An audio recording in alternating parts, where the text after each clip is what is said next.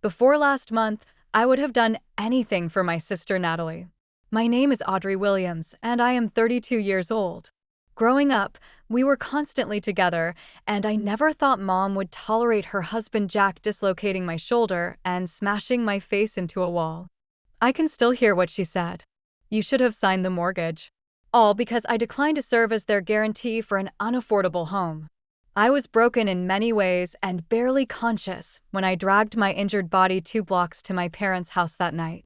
If you are viewing this, kindly inform me of your viewing location. Even the responding police officers were taken aback by what transpired, so hit the like button and subscribe. Natalie and I shared everything while we were growing up in a little Minneapolis suburban house. My mother chose the floral wallpaper for our bedroom.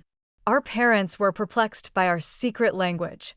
Whispering beneath blanket forts were our dreams. For years, my junior, Natalie always looked up to me, and I took my big sister role seriously. Whether defending her from playground bullies or helping her through her first heartbreak at 16. Our parents, Thomas and Eleanor, raised us to value family above all else. "Family is your foundation," Dad would say during our Sunday dinners. Mom would nod, adding, "When everything else falls apart, family remains." I internalized these values deeply, never imagining they would one day be weaponized against me. After college, I pursued nursing school while Natalie dropped out after 2 semesters, claiming it was not her thing. I supported her decision, believing everyone finds their path at different times. While I worked night shifts during my residency, studying between coffee breaks, Natalie bounced between retail jobs, never staying more than a few months at each. Despite our different approaches to life, we remained close. I would visit her apartment every Thursday for our tradition of homemade pasta and reality television. When she called at midnight needing a ride after her car broke down, I would show up without question.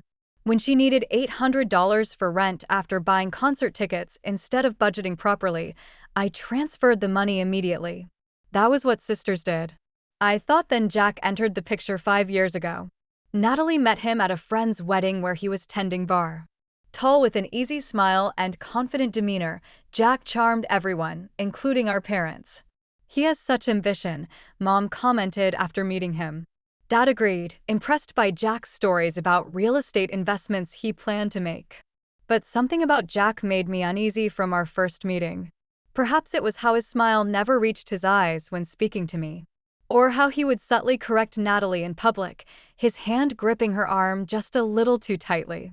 "Babe, that is not what happened," he would say with a laugh that made others join in while Natalie's cheeks flushed with embarrassment. When Natalie called 8 months after meeting Jack to announce their engagement, I forced enthusiasm into my voice while concern knotted my stomach. "Are you sure this is not too fast?" I asked carefully. "When you know," she responded, her voice higher than usual. Plus, we found the perfect apartment, and they need an answer by Friday. Their wedding was lavish despite neither having substantial savings. Jack insisted on an open bar with top-shelf liquor and a 7-tier cake. Natalie wore a designer gown that cost more than my first car. I later discovered they had maxed out 3 credit cards to fund their dream wedding. As maid of honor, I gave a heartfelt speech, choking back my reservations. That night, Jack pulled me aside, his breath heavy with whiskey. "She always talked about how perfect her big sister is," he said, his grip painfully tight on my wrist. "Must be nice having everything figured out." Before I could respond, he laughed and rejoined the party, leaving me rubbing my wrist and increasingly worried about my sister's future. After their honeymoon, a pattern emerged. Jack would change jobs frequently, always with a story about management not recognizing his potential. Natalie quit working altogether, explaining that Jack wanted her focused on building their home. Meanwhile, social media showcased their extravagant lifestyle, designer clothes, expensive restaurants, weekend getaways to coastal resorts. The first time they asked for money was 3 months after their wedding. "Just a temporary setback," Natalie assured me while requesting $2,000 to cover their car payment. "Jack has a big commission coming next month." I transferred the money, never mentioning it again when they bought new living room furniture instead of repaying me. This pattern continued for years. Small loans became larger ones. Excuses grew more elaborate. The money never returned. My parents began expressing concern, especially when Natalie and Jack missed family gatherings because they were networking with important contacts that somehow never materialized into stable employment. Through it all, I maintained my nursing career, finding fulfillment in the emergency department despite the long hours and emotional toll. I saved carefully, built an emergency fund, and purchased a modest two-bedroom condo that fit my needs perfectly. My life was stable, if unexciting, filled with 12-hour shifts, coffee with colleagues, and quiet evenings with my cat Jasper. Meanwhile, Jack and Natalie lived in a constant state of financial chaos hidden beneath designer sunglasses and Instagram filters. When I suggested Natalie return to school or find employment during a sister lunch, her response was quick and defensive. Jack says focusing on appearances is important in his industry. Besides, we are about to make a major investment that will set us up for life. That major investment would soon become the breaking point in our relationship, shattering the bond one thought unbreakable and leaving me bleeding on my apartment floor while my own sister watched with cold, unrecognizable eyes. The Sunday everything changed began normally enough. I had worked an overnight shift and was looking forward to a quiet evening with leftover lasagna and the latest episode of my favorite medical drama. Then my doorbell rang unexpectedly at 6:30 in the evening. Natalie stood there with Jack, both dressed impressively. She in a new floral dress I recognized from a high-end boutique. He in a crisp button-down shirt and designer watch gleaming on his wrist. "Surprise dinner," Natalie announced, holding up bags from an expensive Italian restaurant I could only afford on special occasions. We were in the neighborhood and thought, why not visit my favorite sister? Her smile seemed genuine, but something in her eyes looked calculated. Jack pushed past me into my apartment, already making himself comfortable on my couch. "Nice place, Audrey." "Cozy." The way he said cozy made it sound like an insult.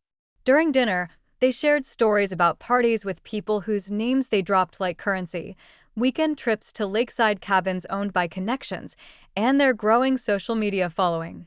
I nodded politely, wondering when they would reveal the real purpose of their visit. It came over tiramisu, casually inserted between compliments about my apartment.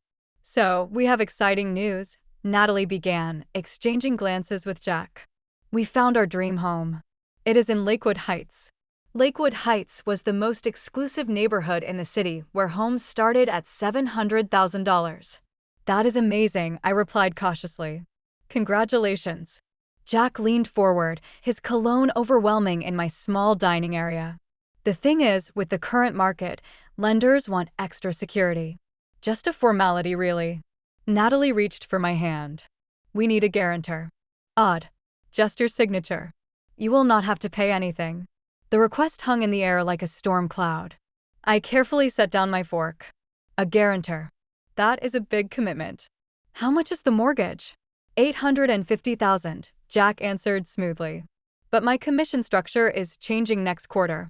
We will be more than covered." My stomach tightened. "That sounds like a lot. What do you both make annually right now?"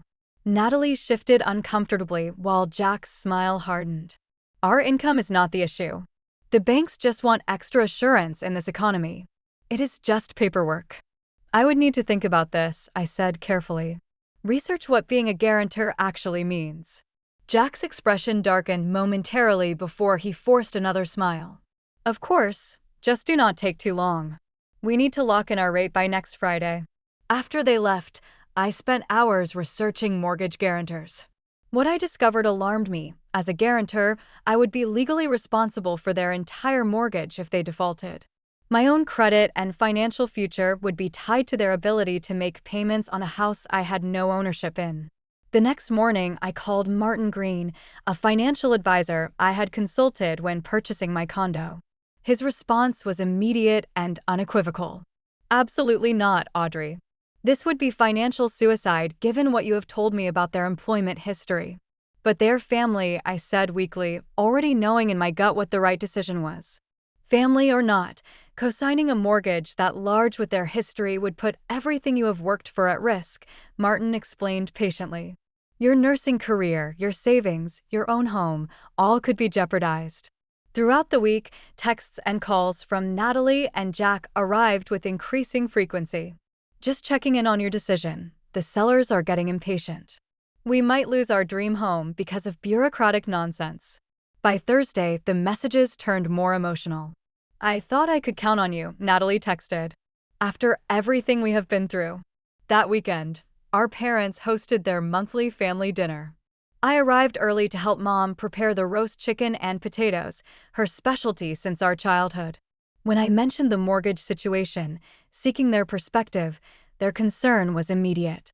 $850,000. Dad nearly choked on his coffee. That is more than 5 times what I paid for our house. Mom placed her hand over mine. Honey, you know we love Natalie, but this sounds excessive. What does Jack actually do now? Real estate development apparently, I answered. But I have never seen any actual projects. When Natalie and Jack arrived, dinner quickly became tense. Jack dominated the conversation with vague references to high-level meetings and exclusive investment opportunities, while repeatedly glancing at me with expectation. When Dad asked straightforward questions about their income and savings, Jack deflected with practiced ease. After dessert, Natalie cornered me in the kitchen. Have you made a decision? The sellers need an answer by Monday. Taking a deep breath, I gave her the answer I had rehearsed. I cannot do it, Nat. The financial risk is too high for me.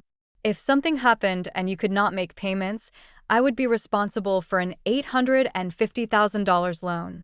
Her face hardened in a way I had never seen before. So, your precious credit score matters more than helping your sister. Is that it? It is not about my credit score, I tried explaining. It is about not taking on a massive debt that could bankrupt me if anything went wrong. Nothing will go wrong, she snapped. Jack's career is taking off. This house is our foot in the door with the right people. Then why do you need a guarantor? If his career is so solid, the bank should approve you without one. She had no answer for that. Storming out of the kitchen to whisper intensely with Jack in the corner of the living room. They left abruptly afterward, Natalie not even hugging our parents goodbye, something she had never done before. The next morning, I made the dreaded call. Jack answered immediately as if waiting for it. Jack, I have thought carefully about this, and I cannot be your mortgage guarantor. I hope you understand this is a financial decision, not a personal one. Silence filled the line for several seconds before his voice came through eerily calm. You know, Audrey, family should support each other. This feels like betrayal. I support you both in many ways, but this is asking too much. Perhaps you could look at homes more within your price range. Do not tell us how to live our lives, he snapped, his calm facade cracking. Natalie was right about you. Always thinking you are better than everyone else with your responsible job and your modest little condo. The call ended abruptly, leaving me shaking, but convinced I had made the right decision. Little did I know that this refusal would trigger a chain of events culminating in violence I never imagined possible from someone I had broken bread with countless times. The week following my refusal became increasingly uncomfortable. What began as disappointed texts from Natalie evolved into something more sinister. Jack sent messages that walked the line between guilt-tripping and threatening. Hope you sleep well knowing you destroyed your sister's dreams. Read one message that arrived at 3 o'clock in the morning. People remember who turned their back on them when they needed help, said another. Natalie's communications were equally manipulative, but focused more on our history. Remember when I stayed with you in the hospital after your appendectomy? I guess that loyalty only went one way. I tried explaining my position again via email, attaching articles about the risks of being a mortgage guarantor, but this only escalated their responses. We do not need your financial literacy lessons, Jack replied. We need your signature. Period. The situation began affecting my work. As an emergency department nurse, I needed complete focus, but found myself distracted during critical procedures. After nearly administering the wrong dosage to an elderly patient, my supervisor, Olivia, pulled me aside. Audrey, you have always been one of our most reliable nurses. What is going on? I broke down, explaining the situation through tears in the break room. Olivia listened carefully before offering both sympathy and practical advice. You made the right financial decision, she assured me. but you might want to document these messages. They sound increasingly hostile. The following Sunday, our parents' traditional family dinner became a battleground. Natalie and Jack arrived late, interrupting Dad's grace with their dramatic entrance. Throughout the meal, Jack made pointed comments that landed like small daggers. Did you know, he announced while passing the potatoes, that some cultures consider refusing to help family the ultimate dishonor? Mom attempted to change the subject several times, but Jack persistently brought the conversation back to family loyalty and supporting each other's dreams. When Dad finally suggested they consider a more affordable home, Jack's response was chilling. With all due respect, sir, some people are content with mediocrity. Others reach for more. His eyes locked with mine across the table, and some pretend to care about family while stabbing them in the back. After dinner, I confided in my best friend Elaine over coffee at her apartment, a corporate attorney with a no-nonsense attitude. Elaine had always been suspicious of Jack. "This is getting into harassment territory," she warned after scrolling through the messages on my phone. "You need to establish clear boundaries, and honestly, you might want to consider blocking them temporarily." "They are still family," I protested weakly. "Family does not treat you this way," Elaine countered. "These messages are intimidation tactics." The situation escalated further when Jack showed up at St. Mary's Hospital during my shift 3 days later. I was inserting in 4 when a colleague tapped my shoulder. "There is a man at the nurse's station making a scene. Says he is your brother-in-law and needs to speak with you immediately." My heart pounding, I finished with my patient before approaching the station where Jack stood looking out of place in an expensive suit amid the clinical environment. "This is my workplace," I hissed, pulling him toward the waiting area. "You cannot just show up here." "You have been ignoring our calls," he replied loudly enough for others to hear. "We need an answer about the house. The sellers are giving us one more day." "I already gave you my answer. It is no. Now, please leave before I have to call security." His face contorted with anger. "You think you are so perfect with your stable job and your sensible choices. You have no idea what your sister deserves." Security did end up escorting him out, leaving me humiliated in front of my colleagues and supervisor. Olivia suggested I take the rest of the day off, concerned about my shaking hands and the distress evident on my face. The following evening, while walking to my car after a late shift, I noticed a familiar vehicle idling in the hospital parking lot. Jack's silver BMW. He did not approach, but watching me from inside his car, engine running, lights off. A clear intimidation tactic. I took a different route home, checking my rearview mirror repeatedly to ensure I was not being followed. That night, I began documenting everything: screenshots of texts, times and dates of calls, descriptions of incidents like the hospital confrontation and parking lot stalking. Elaine had convinced me that if things continued escalating, I might need evidence for a restraining order. The breaking point came 3 days later. My phone rang at 9:15 in the evening as I was preparing for an early shift the next day. Natalie's name flashed on the screen. Audrey. Her voice sounded strange, tight with an emotion I could not identify. "Jack is really angry about the house. We lost it because of the financing falling through." "I am sorry to hear that," I said cautiously. He is. He is coming to talk to you. He just left." I tried to stop him, but a chill ran through me. "What do you mean coming to talk to me, Natalie? If he is angry, he should not be coming here. Just listen to what he has to say, okay? It is important to him. To us." The line went dead. Less than 15 minutes later, aggressive knocking pounded against my door. Not the knock of someone paying a friendly visit, but the forceful pounding of rage. Through the peephole, I saw Jack, his face contorted, shoulders tense. "Open the door, Audrey. I know you are in there." More pounding, hard enough to rattle the hinges. I considered calling the police immediately, but hesitated, worried about escalating the situation further. Maybe I could reason with him, calm him down, make him understand my position one final time. That moment of hesitation would prove to be a devastating mistake. "Jack, I need you to calm down before we talk," I called through the door, my phone in hand. 911 already dialed, but not yet called. "Open this goddamn door right now." His voice was distorted with rage, almost unrecognizable from the charming man who had first entered my sister's life 5 years earlier. Against my better judgment, I unlatched the security chain, but kept the door only partially open, thinking the compromise might diffuse his anger. "We can talk, but you need to lower your voice. My neighbors will call security." That narrow opening was all he needed. Jack slammed his shoulder against the door with such force that it flew open, knocking me backward onto the entryway floor. My phone skidded across the hardwood. The emergency call never completed. He was on me before I could scramble to my feet, grabbing my upper arm with bruising force. "You think you are so much better than us, do not you, little Miss Perfect, with her nursing degree and her financial responsibility? Hurting you? You cost us our dream home. Do you have any idea what you've done?" His face was inches from mine, spittle flying as he shouted. I tried to twist away, but his grip tightened as he dragged me further into my apartment. The sellers accepted another offer, all because my stuck-up sister-in-law thought she was too good to help family. I couldn't take on that financial risk, I explained desperately. It was too much money. Something in his eyes changed, a final thread of restraint snapping. "Too much money? Too much money." His voice rose to a roar as he grabbed my shoulders, lifting me slightly before slamming me against the wall. My head hit the drywall with enough force to leave a crater, pain exploding across my skull.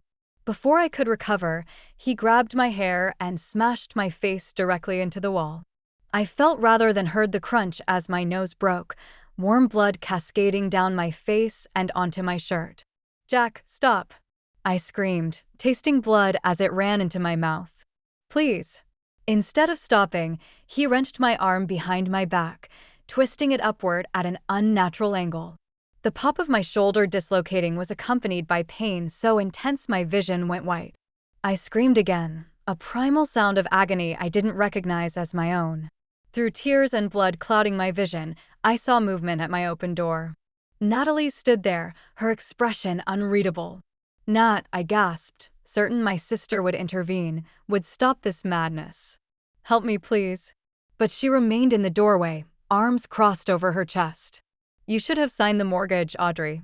Her words hit harder than Jack's physical blows. My own sister, watching my assault, blaming me for it. In that moment, something fundamental broke between us, something no apology could ever repair. Jack released my dislocated arm, letting me crumple to the floor. But he wasn't finished.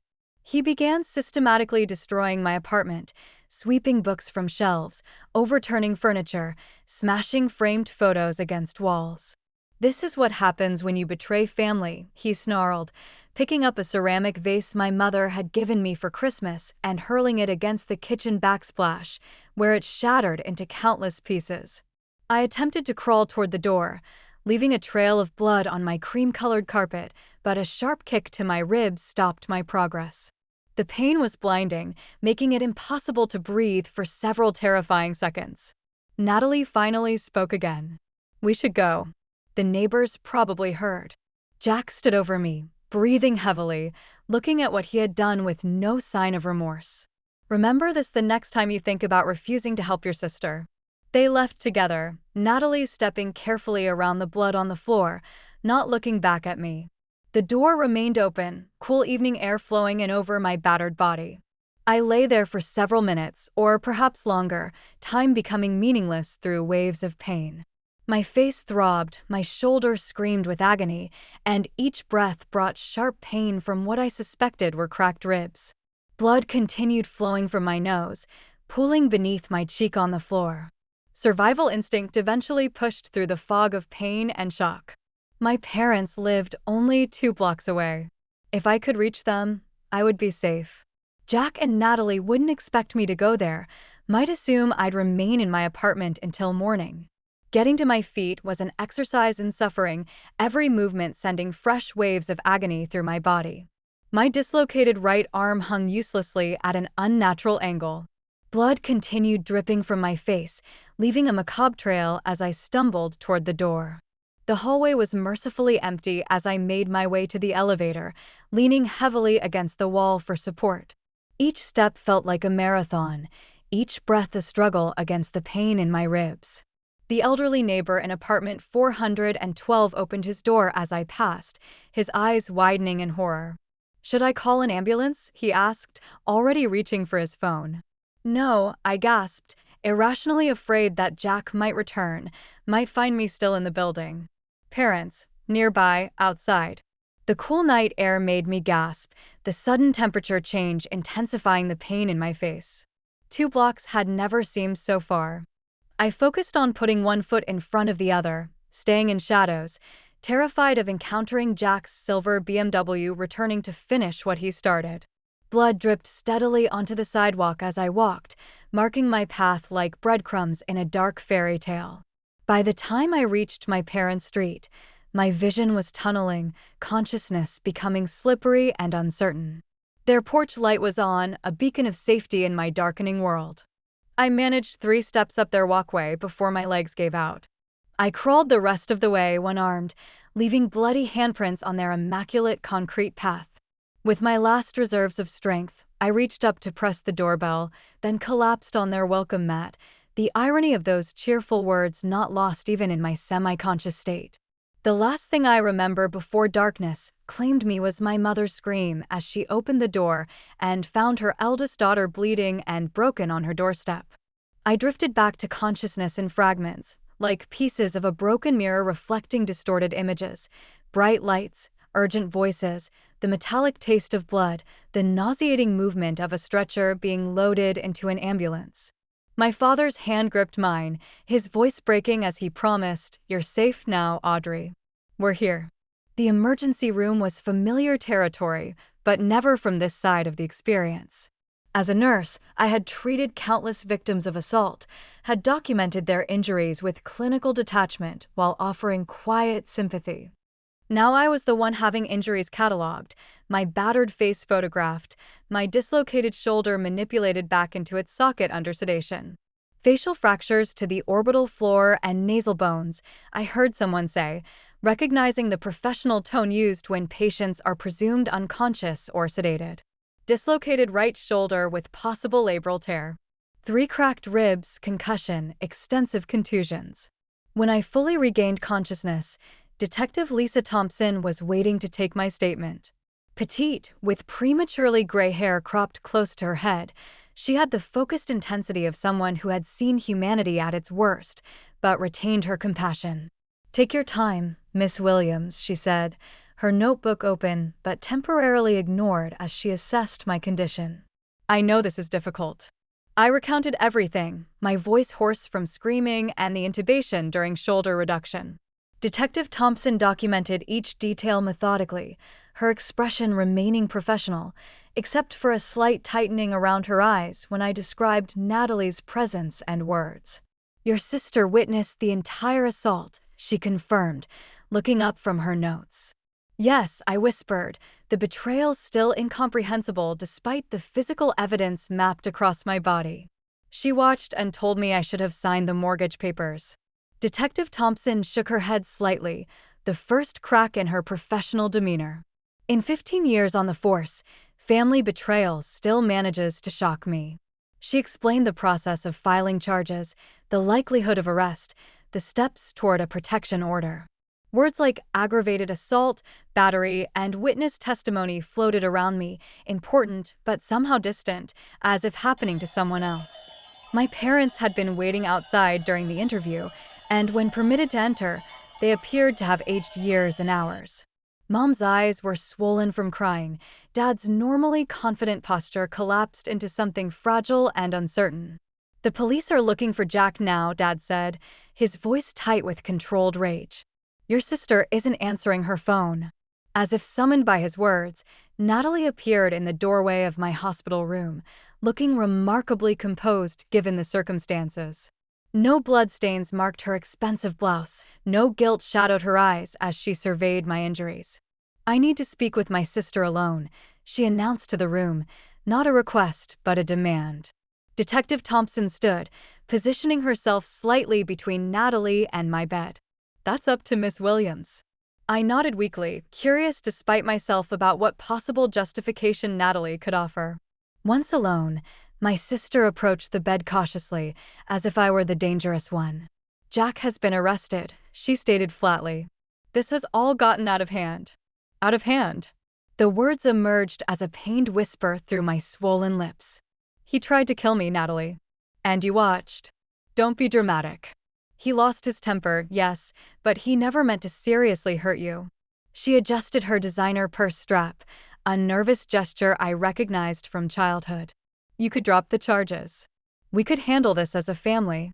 The medication dulling my physical pain couldn't touch the anguish of this moment.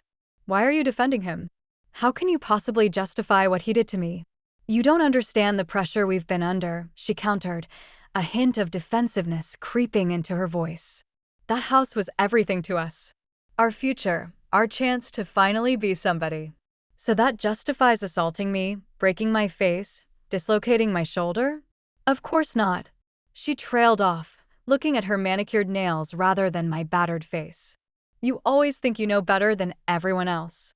Always so perfect, so responsible. Maybe for once you needed to see that your choices affect other people.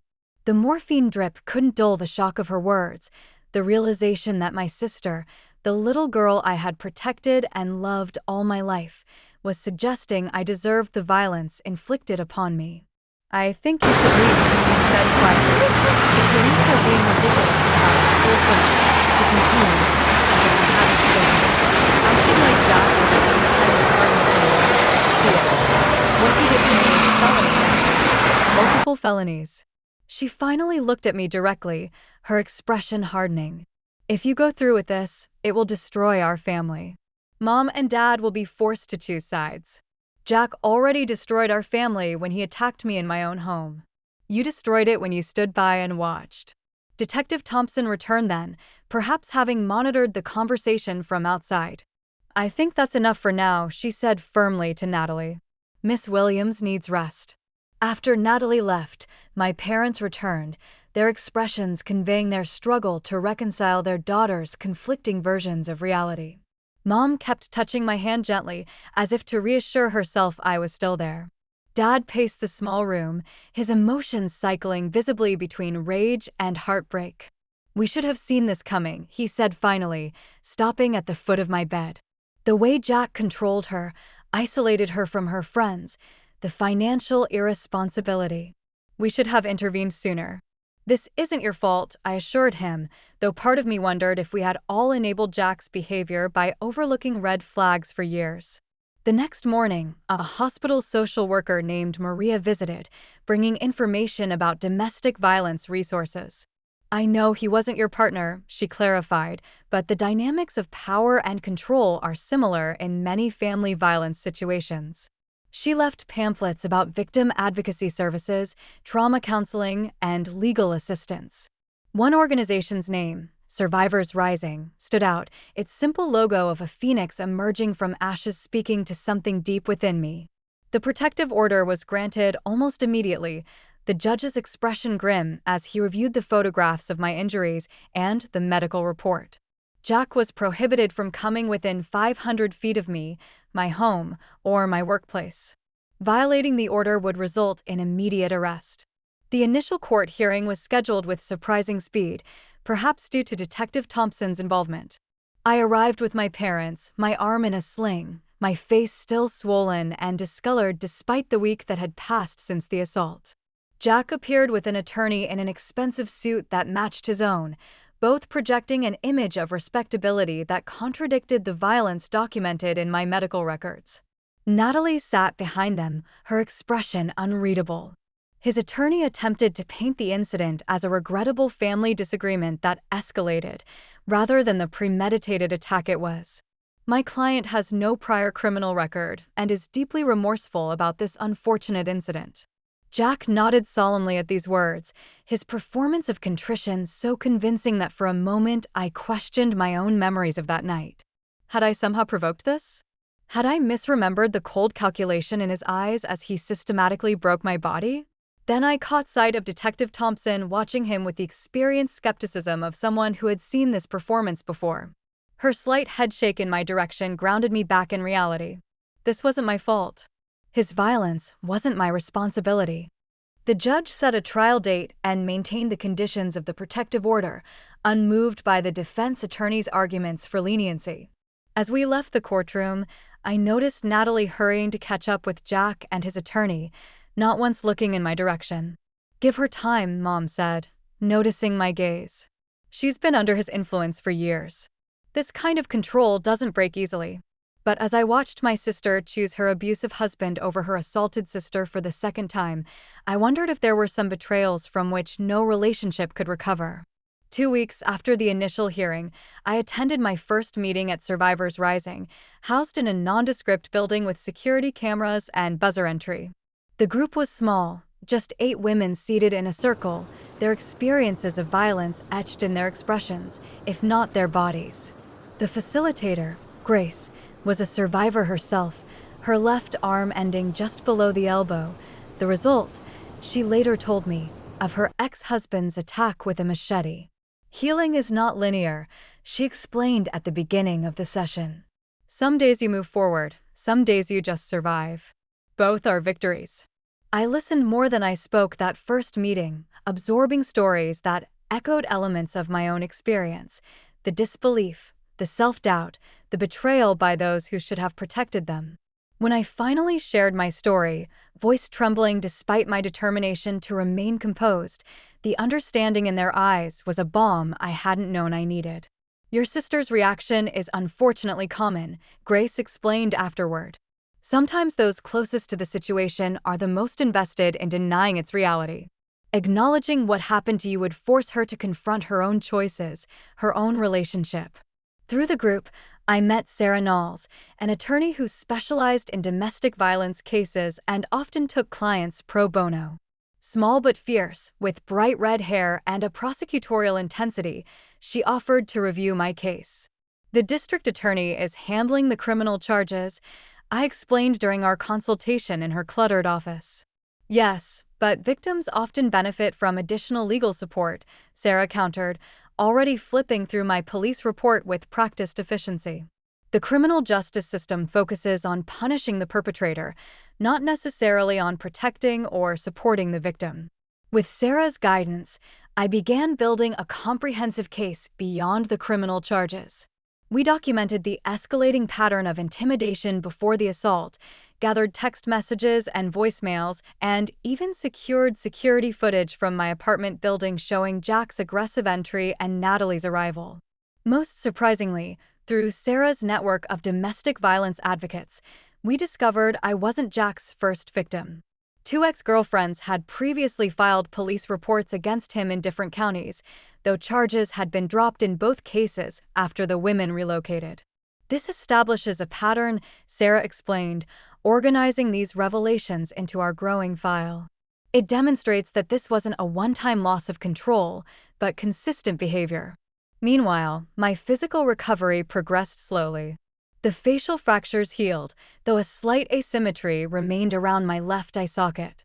Physical therapy for my shoulder was excruciating but necessary, the joint still prone to dislocating with certain movements. Nightmares became regular visitors, replaying the assault with various endings, some worse than reality. Throughout this period, Natalie made several attempts to contact me, her messages evolving from defensive, "You're tearing the family apart," to pleading, "We need to talk this through," to manipulative, "Mom and Dad are devastated by this division." I maintained the boundary of no direct communication, forwarding each message to Sarah for documentation. My parents found themselves in an impossible position, trying to support both daughters through vastly different crises. Mom would bring food to my apartment, helping with household tasks while my shoulder healed. Dad installed a security system with cameras and reinforced locks, his way of protecting me when he couldn't during the assault. Natalie called again. Mom would say sometimes, her expression pained. "She says Jack is getting counseling." "That's good for him," I would reply neutrally, but it doesn't change what happened. As the trial date approached, the intimidation tactics began. Mutual friends reported Jack asking pointed questions about my schedule, my activities. Anonymous calls came in the middle of the night, nothing but breathing on the other end. A former colleague spotted Jack driving slowly past the hospital during my shift, despite the restraining order. Sarah documented each incident meticulously. "This shows consciousness of guilt," she noted. If he truly believed he was justified or that it was a simple misunderstanding, he wouldn't be trying to intimidate you. 2 days before the trial, my doorbell rang. Through the new security camera, I saw Natalie standing alone, no sign of Jack nearby. Against my better judgment, I buzzed her up, meeting her in the hallway rather than allowing her into my apartment. She looked thinner than when I had last seen her, dark circles underlining her eyes. "We need to talk, Audrey. This has gone too far." "The trial is in 2 days," I replied, maintaining distance between us. "Anything you say to me now could be considered witness tampering." "He made a mistake," she pleaded. "One terrible mistake. Does he deserve to have his life ruined because of it? Does he deserve to face consequences for breaking my face, dislocating my shoulder, and cracking 3 of my ribs?" "Yes, Natalie, he does." "What about me?" Her voice cracked slightly.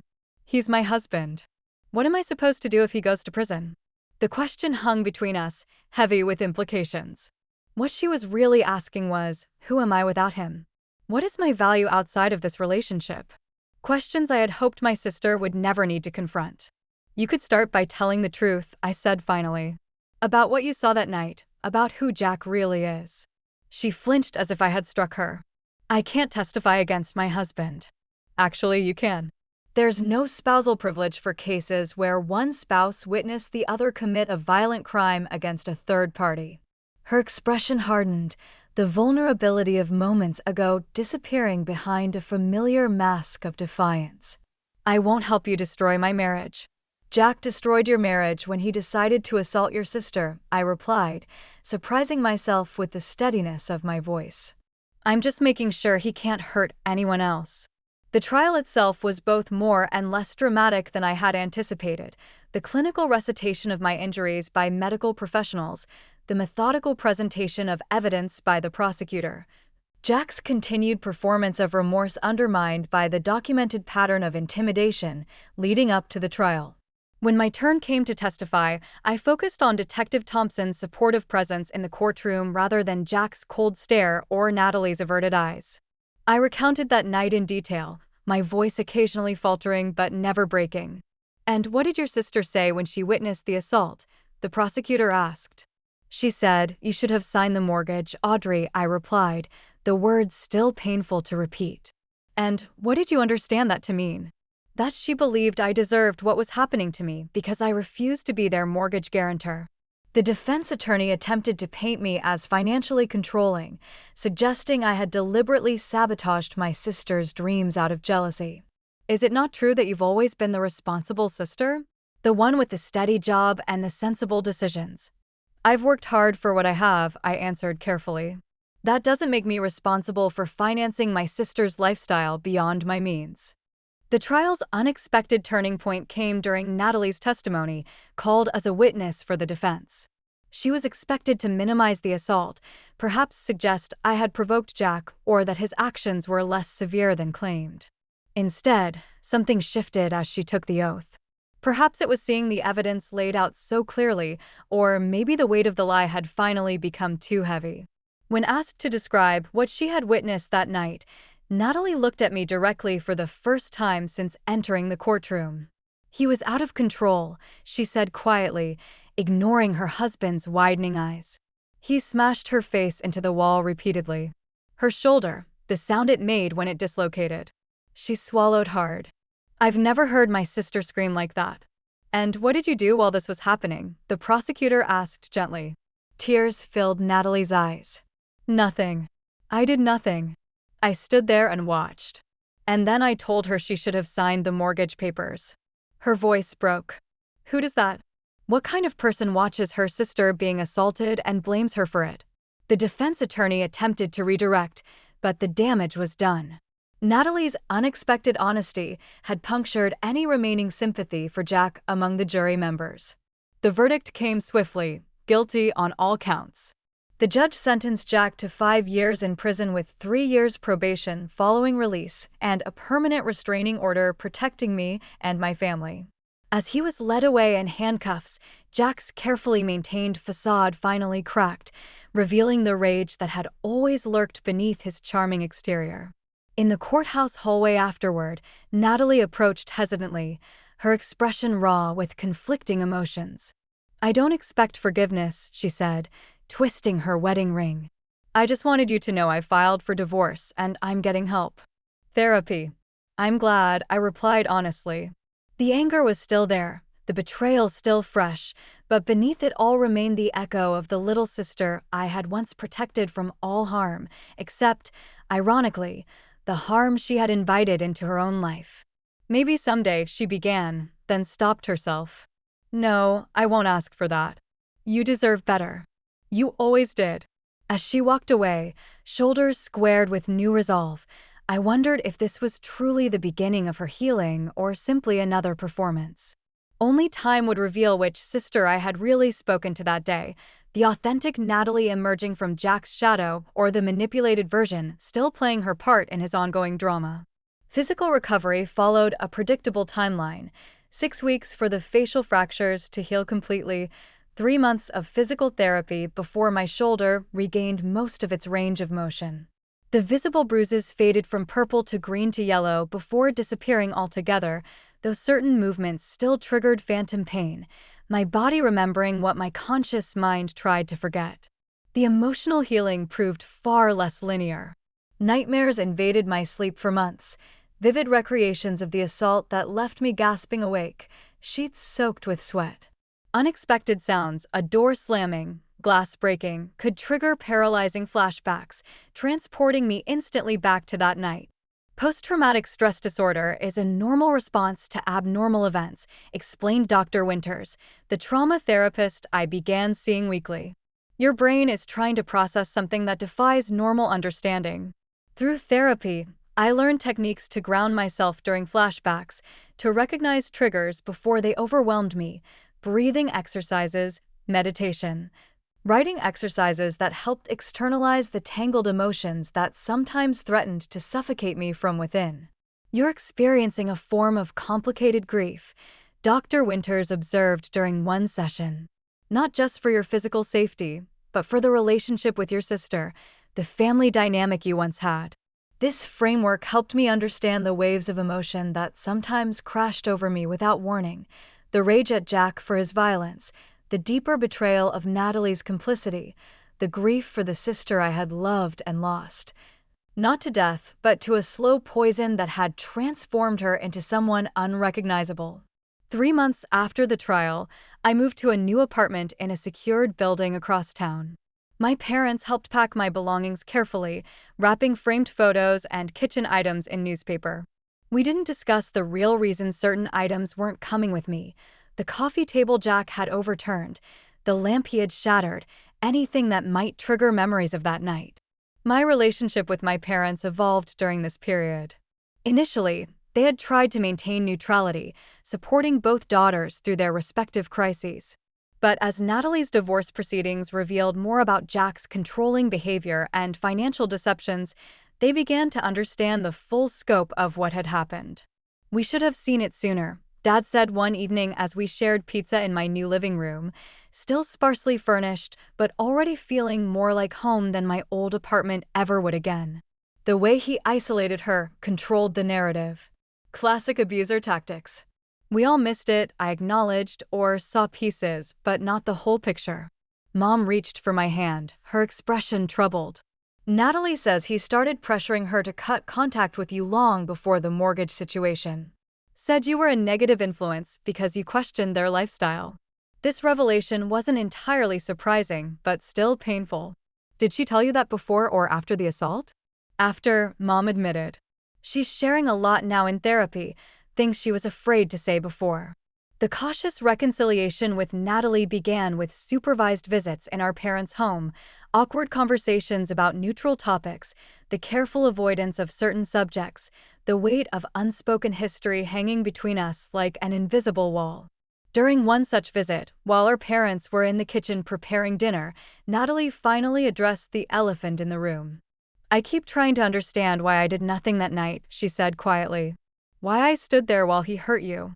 I had wondered this myself countless times." "What answers have you found?" "My therapist calls it traumatic bonding. Years of subtle control, isolation, emotional manipulation." She twisted her hands in her lap, wedding ring now absent. But that feels like an excuse. The truth is, I was afraid not just of him, but of what my life would become without him. Who I would be. It was the most honest conversation we had shared in years, perhaps ever. Not forgiveness, not yet, but a small crack in the wall between us, allowing a thin beam of understanding to shine through.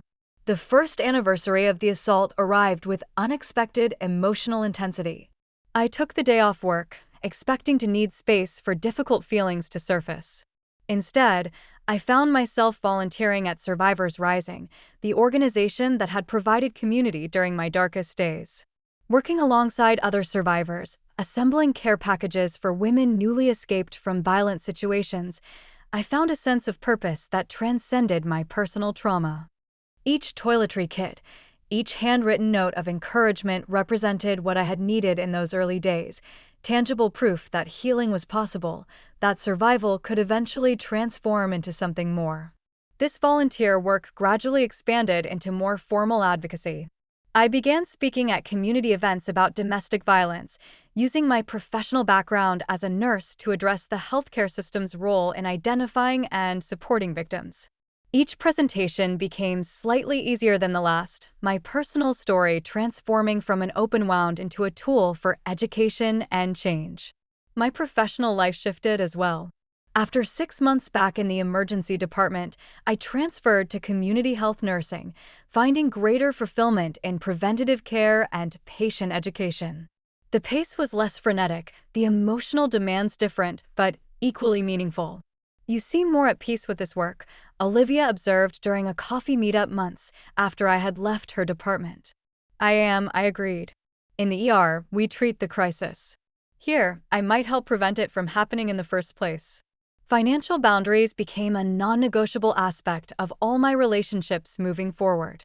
The painful lesson of the mortgage request had permanently altered my approach to money and family obligations.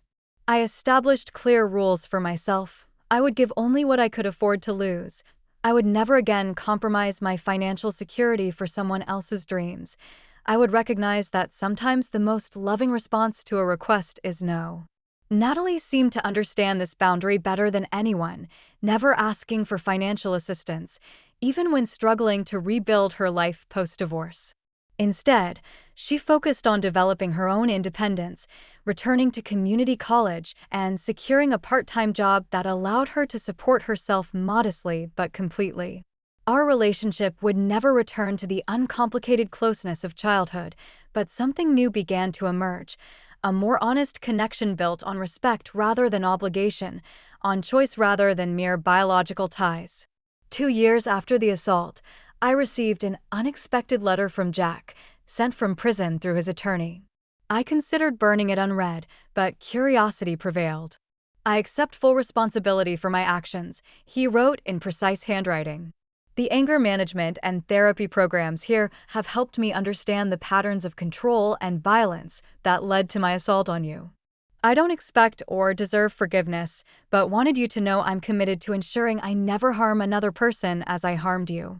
I shared the letter with Dr. Winters during our now monthly therapy session. "Do you believe him?" she asked without judgment.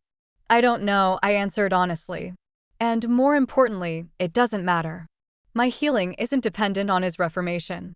This realization was perhaps the most profound lesson of my journey, that my worth wasn't defined by what had happened to me, nor by how others treated me, that boundaries weren't selfish but necessary. That family loyalty should never require the sacrifice of personal safety or financial security.